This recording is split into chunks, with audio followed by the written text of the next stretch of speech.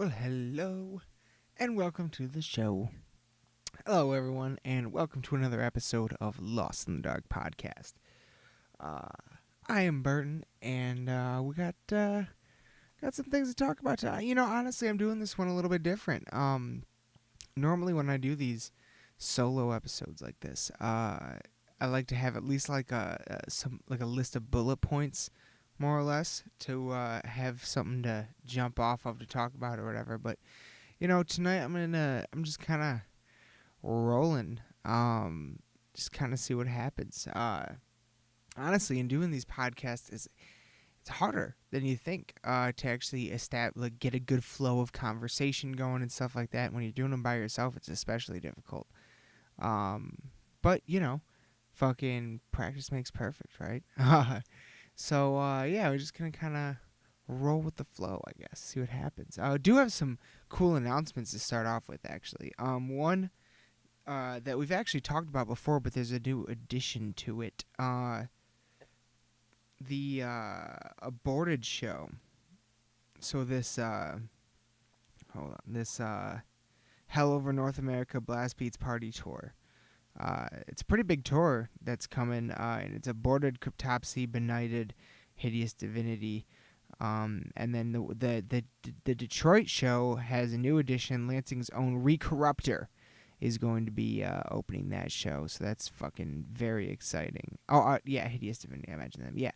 And that's going to be Thursday, March 21st at the Sanctuary in Hamtramck, Detroit. It's going to be that's going to be a hell of a show, for sure. It's a really big tour. It's been getting a lot of buzz. I'm not sure if it's actually started yet or not. I'm sure it has, but yeah, I've been seeing posts about it constantly, every single day, literally. So and that's a pretty big fucking tour that's coming. And Border just came out with a new album, really good. What was it called? I bought it, but I forget the name of it. Hold on one second. I gotcha. It is TerrorVision. That's right. Check out Aborted TerrorVision if you want to get an idea of what that is. They're fucking really good. But yeah, we've talked about the Aborted show a little bit before on here already, coming up, but just recently it was announced that Recorruptor is going to be on it, so that's pretty fucking exciting. And then today, the big tour announcement that we've been wanting to say is also at the Sanctuary in Hamtramck, Detroit. This one's Monday, May 27th. It's the Tech Trek 4 tour with Arcspire, Inferi, Vervum, Wormhole, and opening the show, Lansing's own. Carnus Immortals and Lansing's own fucking Bug Wraith, the Swamp Beasts. Aaron, of course, one of the hosts of this show, the drummer for Bog Wraith. So that's very, very exciting. It's their first show of the year. First show since the release of that fucking incredible single, Monstrous. If you haven't heard that yet, go check it out on YouTube, Bandcamp, iTunes, etc. It's a fucking real Monstrous. It is aptly named, let's just say that much. It is an excellent track, and I am very, very excited to hear them play that live. Hopefully they will. We shall see. Ask Aaron next time he's here in the crypt with me. That's very exciting, though. I'm very excited to see them have a show this year so far. That's gonna be a good one for sure. So, those are a couple announcements, tour announcements there. Yeah. And then something, I gotta say, fucking going to shows really is, like, the greatest thing, isn't it? Like, Jesus Christ, like, fucking, I don't know, at least for someone like Aaron or I or Preston, these people that have grown up in, middle of Michigan, and we like I've said many times before, in Preston, would say the same thing. We were pretty much the only ones in our high schools for all 4 years to wear band shirts, tour shirts on a daily basis. You know what I mean? Like, we were pretty much the only fucking metalheads in our schools. And at that point in time, like, especially in high school, like those were the early years for us, right? So like we started discovering the hard rock metal stuff, like kind of like in early. Okay, so up here at least, how it's broken up is you go to school. Elementary school is like K through grade 6, and then middle school is like 7th, 8th, and then high school is 9, 10, 11, 12. So like beginning of middle school ish is when we started fucking discovering the hard rock and heavy metal for the first time. And a lot of that was the early stuff. Like we got into the early stuff first. So the Zeppelin, the AC/DC, the Sabbath, then quickly into the Megadeth, the Metallica, Iron Maiden, Judas Priest, Manowar, the power metal. We were fucking into it. We loved Metal Mania on VH1. We loved the House of Hair with Dee Snider on the radio. We loved the fucking 80s metal. You know what I mean? That Ozzy, like, it was God, Dio, fucking A. Like, you know what I mean? These were the fucking gods to us at that point in time. And then but at the same time, we also had like we were also into like Pantera, Rage Against the Machine, for sure, and stuff like that. But so we were some of like the first ones in our fucking schools, in our and that's I think that's one of the reasons why I think like Preston and I, we're very close in age and we're cousins, but we never. Only for 1 year did we ever live in the same city. Outside of that, we've always lived minimum an hour apart, sometimes as much as half a country apart. So, really, one of the biggest things when we were younger that really like brought us really close together was heavy metal music, because we were two of the only people we knew that were into it. We could get each other into new bands and stuff like that. This was back in like the MySpace days, so we were discovering a lot of bands on MySpace and shit like that. And so going to shows was the only time where where we didn't stick out at all in the crowd. You know what I mean? Like, we were like, holy shit, like, this is our tribe. You know what I mean? Like, welcome home. You know what I mean? Like, that's what it's always fucking been for us. And I gotta say, like, when you go kind of almost any extended period of time, when you've been going to a lot of shows and then you go like an extended period, like 2.5 months, maybe only got one show in there or so, you feel it a bit. You really do. It's like, man, it really becomes like all you're looking forward to, all you want to do, because it's just such a fucking, the environment, metalheads together, like chanting and fucking cheering and coming together all for this music. You know what I mean? It's it's fucking fantastic. Like, and it's apparently good for, you know what? Here. We're going to look something up right now. What the fuck is that? Hold on 1 second. There's something weird going on here.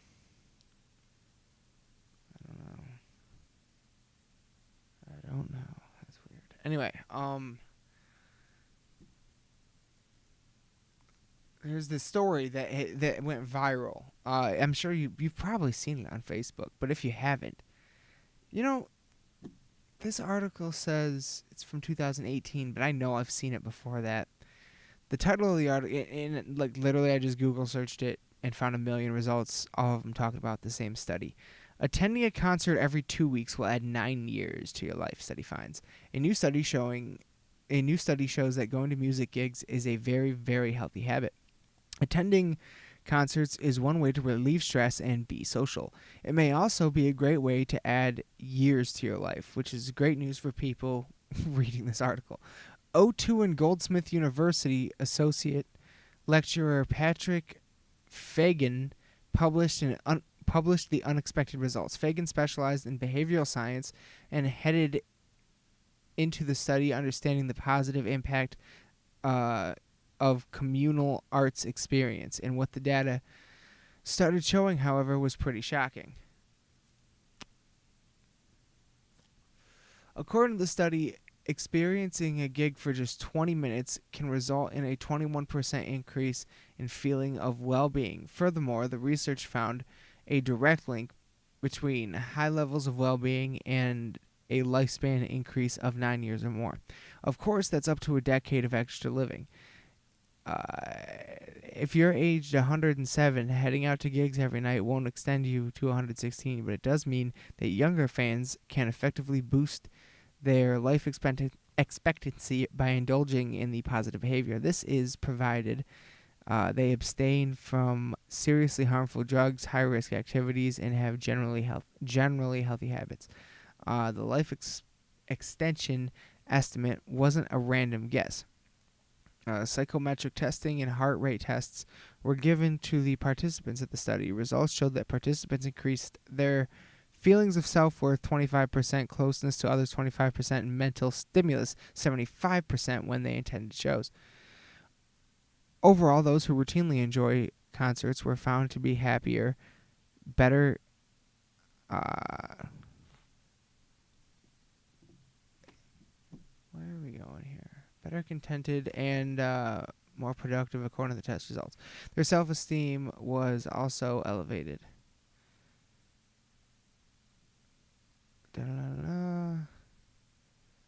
Yeah, here we go. Speaking about the results of the study, Fagan praised the profound impact gigs can have on human experience.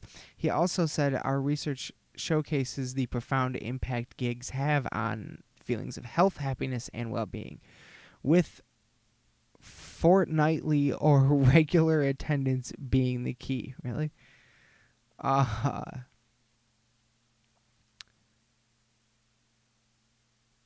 Most of us know the health benefits.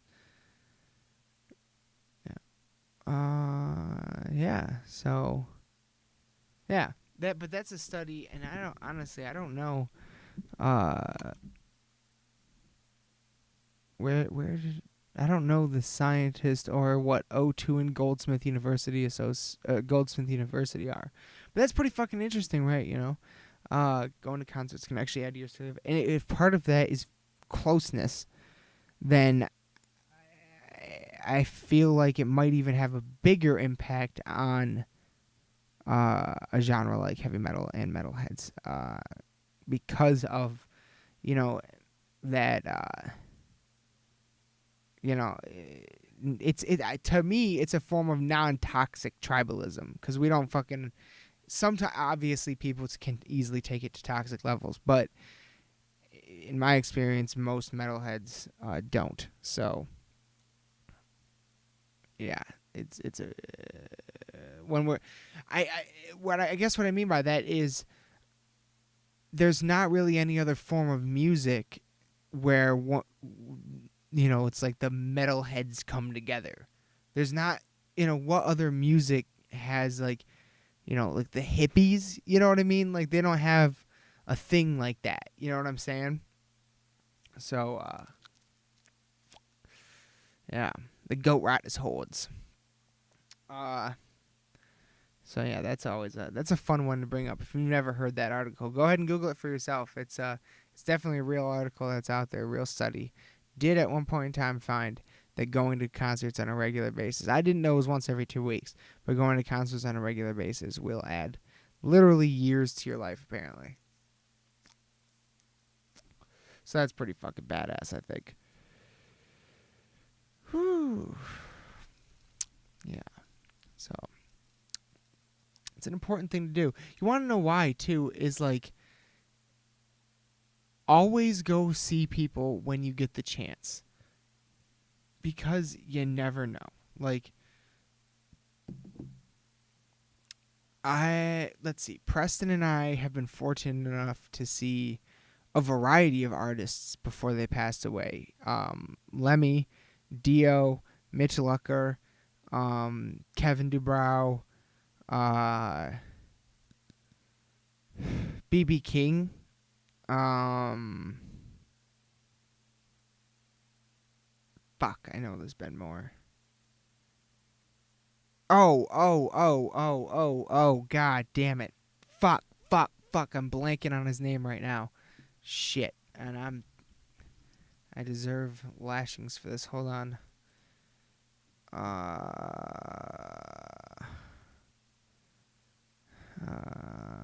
Jeff Hanneman. There we go. Jesus Christ. We saw Jeff Hanneman with Slayer.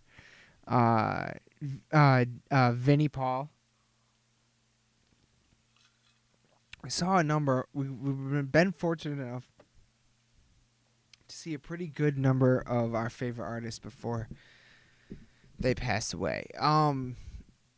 Which, that's just, make sure you do that. That's go see the people when you get a chance. Alice Cooper just announced he's going on tour this summer. Go fucking see Alice Cooper. Go see Ozzy next time he comes. I know he's old, but he can still sing. Believe it or not. Me and Aaron saw him last summer at Pine Knob, and he fucking killed it. Like, it was an amazing show. Alice Cooper, Dee Snider's out there still doing it. Judas Priest is out there fucking murdering it every night. Go see the old guard. You know what I mean?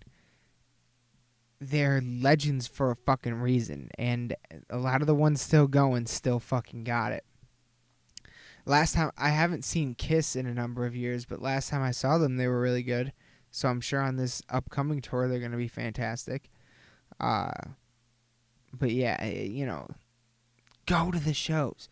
Go to the shows. And I'm not even just talking about the big shows. I'm talking about the little shows. The shows I announced at the beginning of this show, those are fairly little shows. The Sanctuary I've never even been there. Like, it's a very small venue. So, because, like the next fucking Black Sabbath, the next AC/DC, the next Lamb of God, Metallica, Slipknot, the next Dahlia, the next whatever, Cannibal Corpse, the next whatever, could be playing local shows in your town right now. So go see them, Go to the $10, the $15 shows. Like, those are the fucking best ones. And it sucks, because back in the day, if you were a band starting out, you had the ability. There were clubs in your town that would pay bands to play 4, 5, 6, 2, 3 gigs a night here, 2 gigs a night here, different, all different time slots, all like 15-minute, 30-minute sets, whatever, this or that. Sometimes an hour set, whatever. And the bands would get paid to play at those shows. And now, 9 times out of 10, the band has to pay to play at a venue. Now it's like the privilege to play on a stage. It's like, what the fuck? No. Like, there was a point in time where if you were a band, you could make good money and live fucking just playing off, working hard enough and playing off your local venues. You know what I mean? Like, and that, like, died along with fucking a lot of shit. I guess that probably died quite a bit earlier than, like, the music industry. But, yeah. I mean, the music industry isn't really dead. It's just switched to streaming, which I think is, I don't know about that. Like, shit like Spotify and stuff. Like, how the record company's still raking in that much money. And I don't feel like the bands are making much more. I don't know. Anyway. I don't know enough about that to really go into it. But my point is, go to fucking shows. It's the best. It's the best. Our next one, I got 11 days left till the next one, Monday the 18th. We finally get to go down to Detroit, St. Andrew's Hall. Jesus fucking Christ. St. Andrew's Hall. In downtown Detroit, to see Children of Bodom. Hates Crow. The fucking Hate Crow. God damn it, I'm excited for that shit. And they got the new album coming out this Friday, actually, March 8th. Right? Is that right? I don't know. What's the date right now? Oh, Jesus. Hold on a second. Before we have technical difficulties. Sorry. It's the 6th? Yeah, comes out the 8th. So that'll be awesome. Looking forward to that for sure. Hexed coming out in 2 days. I pre-ordered it, but I don't think it'll get here that day. So, but rest assured, that album review is coming. And something else, if anyone hears this, please let us give us if you have any suggestions on how to do the album reviews. You know, like I've watched a lot of album reviews and stuff. The best ones out there, the ones I like the best, honestly, are the Banger TV ones. But we're trying to figure out a creative way to do the album reviews. So if anyone has any suggestions, feel free to let us know in the comments. That'd be cool. But yeah, for now, we're just gonna talk about them on here like regular, and eventually, we'll definitely be getting them on video eventually. Also, by the way, remarking on that, we have officially crossed the 1 year point for this podcast. We've officially been on for 1 year, and this will make episode 53. So that's very exciting. We've come. If you go back and listen to the first few episodes, they are not as good as they are now. That's for sure. Not to say these ones are great by any stretch of the imagination, but at least where you can see the progression, and that's cool. So. Yeah, that's thank you all, anyone who's hearing this and who has bared with us for our first year. We absolutely fucking love and appreciate you to death for doing so, and hopefully you stick with us for the next year, because we plan to grow and do even more. So it should be I'm looking forward to it. It's very exciting for sure. One fun thing. Here's one thing I could talk about real quick. So the Motor City Comic-Con is happening. It's the 30th year, which is exciting. They're trying to make this one bigger than ever, and honestly, as of right now, it is, because of a huge announcement today. I was already very excited because there's Juice Jackson Opie from Sons of Anarchy are going to be there. Charlie Hunman, Ryan Hurst, and Theo Rossi. Theo Rossi, Juice, is also in fucking Luke Cage. That was cool as fuck. He was really good in that. Henry Winkler's gonna be there.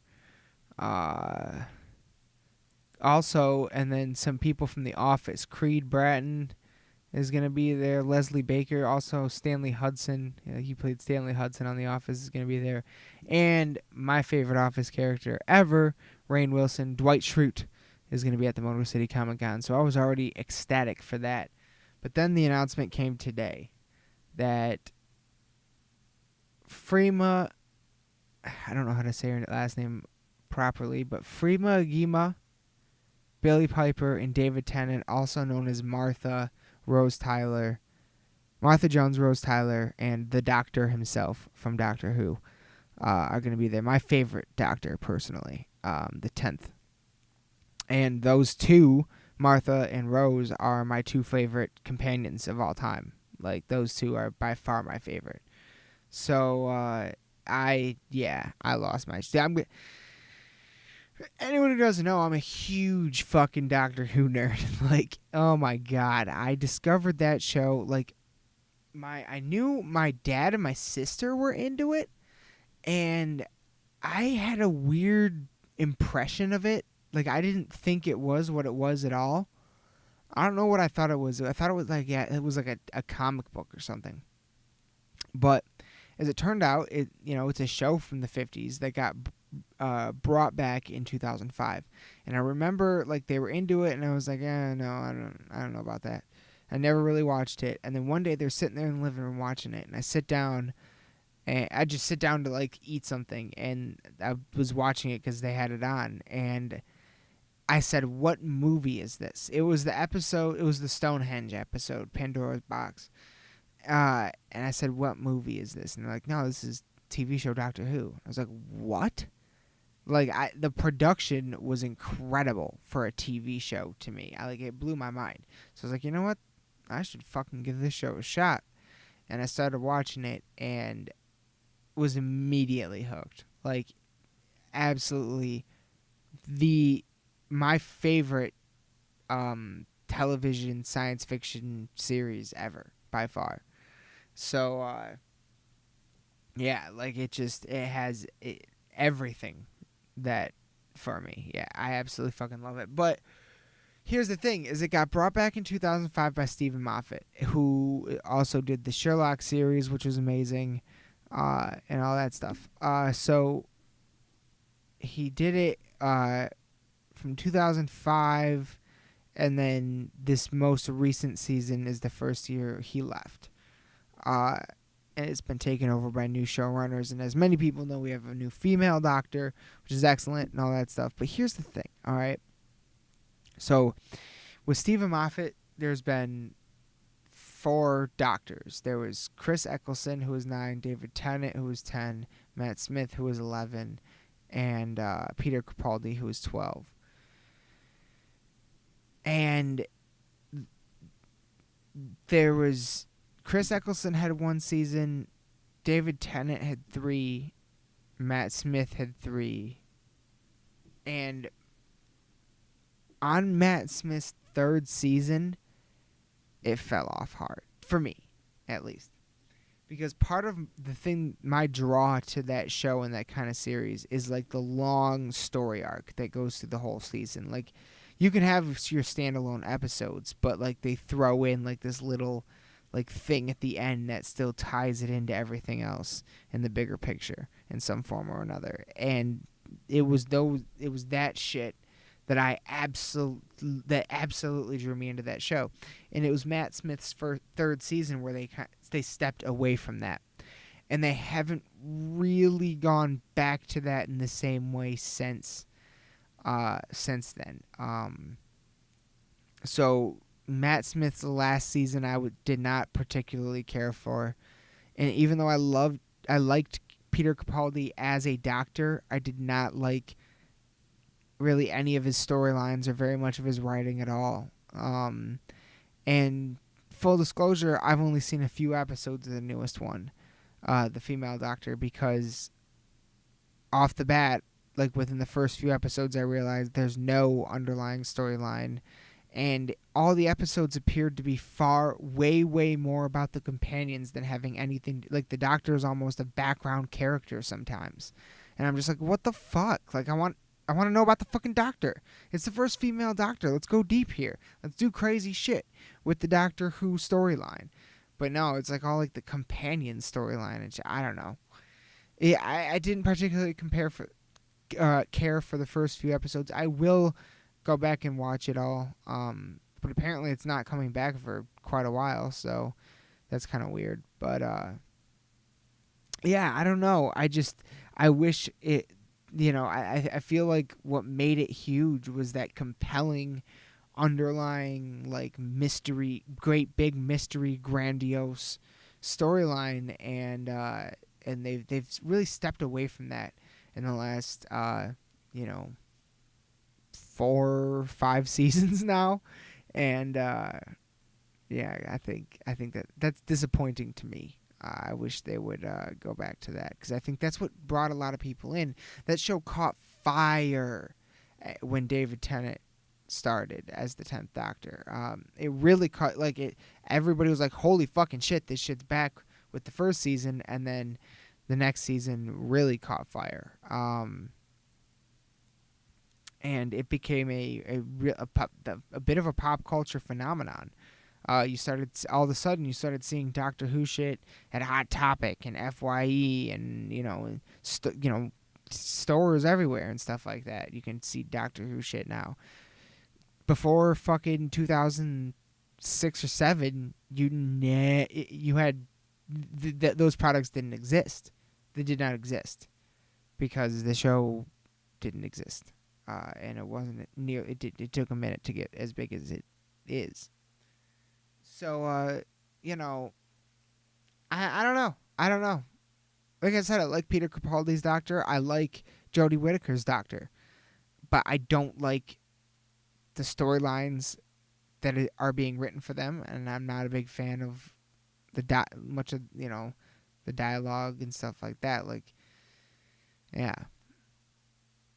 I like their acting of the part, and I think in the frame of a fucking like arcing story that really like let them run loose and fucking be the fucking Doctor in a triumphant way, and all that kind of stuff, just like they did in the first handful.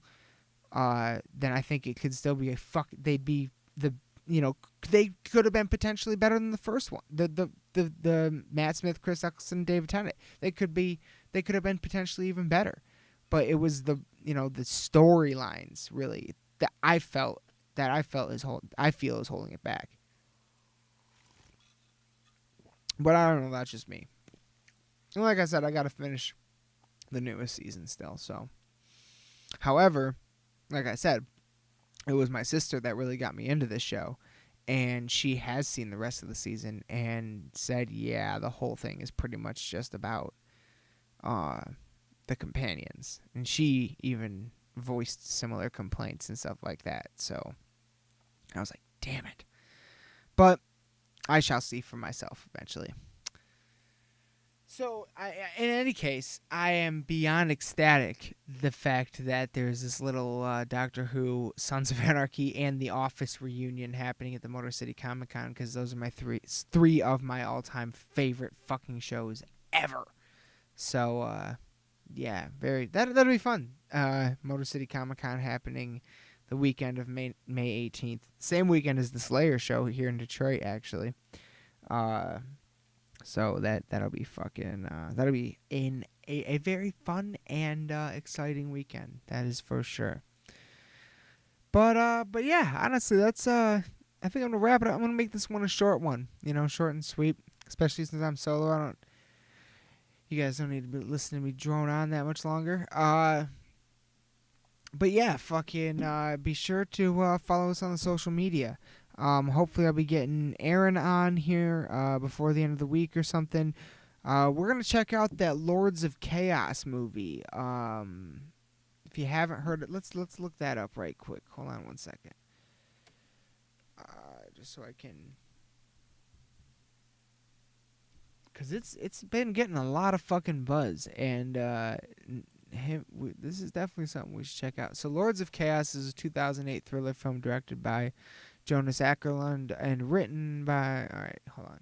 Stars Rory Culkin, Macaulay Culkin's brother. It focuses on the Norwegian black metal scene of early 1990s based on the 1998 semi-fictional book by the same name, Lords of Chaos.